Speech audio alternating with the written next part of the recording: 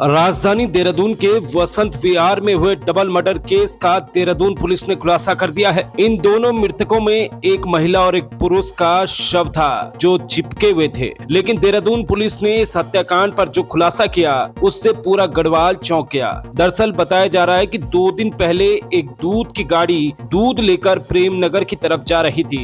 ये घटना सुबह 5 बजे के आसपास की थी। अब दूध वाला बोलेरो गाड़ी में दूध देने इसी रास्ते से गुजर रहा था। इस बीच वहां एक पुरुष और महिला अलग अलग जगहों में टहल रहे थे। बोलेरो गाड़ी की आगे की लाइट खराब थी, ऐसे में उसे ये दोनों लोग नहीं दिखे और उसने दोनों को टक्कर मार दी, जिससे दोनों की मौत हो गई। लेकिन दूध ले जा रहे वाहन के ड्राइवर, जिसका नाम शाहरुख है, उसने दोनों मृतकों को अस्पताल ले जाने के बजाय एक प्लान बनाया। आजकल सर्दियां होती हैं तो सुबह उजाला देर से होता है। दूध वाले ने दोनों मृतकों के शवों को एक साथ चिपका दिया ताकि देखने वालों को लगे कि महिला और पुरुष दोनों एक दूसरे को जानते हैं, इन दोनों के बीच कोई रिश्ता होगा। और इसके बाद वो अपनी दूध की गाड़ी लेकर शान से चला जाता है, जैसे कुछ हुआ ही नहीं। महिला और पुरुष के बीच कोई रिश्ता नहीं था, दोनों वहीं टहल रहे थे। पुलिस ने सीसीटीवी फुटेज के आधार पर आरोपी को गिरफ्तार कर लिया है।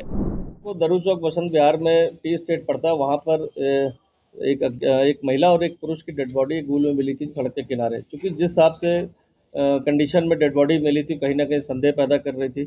लेकिन इन्वेस्टिगेशन के दौरान ये चीज़ें क्लियर हो पाई कि ये दोनों जो लोग थे, महिला पुरुष, वो कहीं एक दूसरे से परिचित नहीं थे और अलग अलग कामों से, कोई वॉक करने के लिए और कोई अपने अन्य काम से, जैसे महिला थी वो डेली उस रास्तों से जाना था।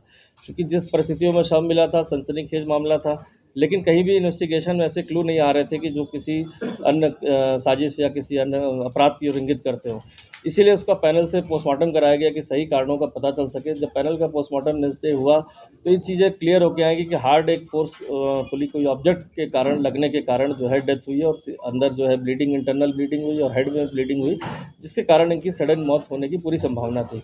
क्योंकि पोस्टमार्टम रिपोर्ट थी, लेकिन फिर भी सारे तथ्य अभी भी कड़ियों से जुड़ नहीं पा रहे थे। तो एक डेडिकेटेड टीम हमारी थाने और एसओजी की जो लगातार इसमें लगी हुई थी, और चूंकि सुबह का प्रातः का समय था, कोहरे का समय था, तो कोई फुटेज और कैमरा नहीं मिल रहा था। इसलिए इसका दायरा बढ़ाते हुए हमने पूरे आसपास के इलाकों में जो 4 से 5 किलोमीटर आगे रोड पर जितनी भी गाड़ियां उस समय दौरान निकली थी, क्योंकि हमें एक प्रॉबल सस्पेक्टेड टाइम मिल गया था कि इस टाइम पीरियड के दौरान ही वहाँ पर घटना घटित हुई होगी। उस दौरान हमें बहुत सारी ऐसी गाड़ियाँ मिली और उस गाड़ियों के आधार पर हमने एक एक करके सबको वेरीफाई करना शुरू किया।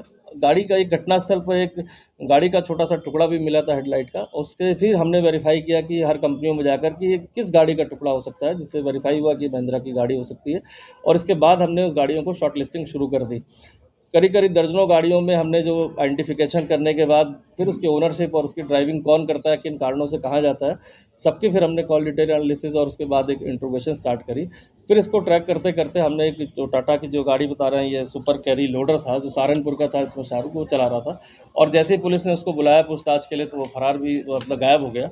इसके आधार पर जब उसको पकड़ा गया तो समस्त घटनाक्रम ये निकला कि उसके द्वारा तेज़ गति से गाड़ी चलाई जा रही थी सुबह के प्रातः के वक्त, और हल्की धुंध होने के कारण वह दोनों जो पुरुष और महिला को नहीं देख पा, उसे जोरदार टक्कर लग गई। टक्कर के उपरांत महिला जो है नाले में उसके बाद गिर गई थी। और इसके बाद जैसे ही उतर के गया देखने के लिए तो उसने देखा कि वहाँ पर व्यक्ति मृत पड़ा हुआ है।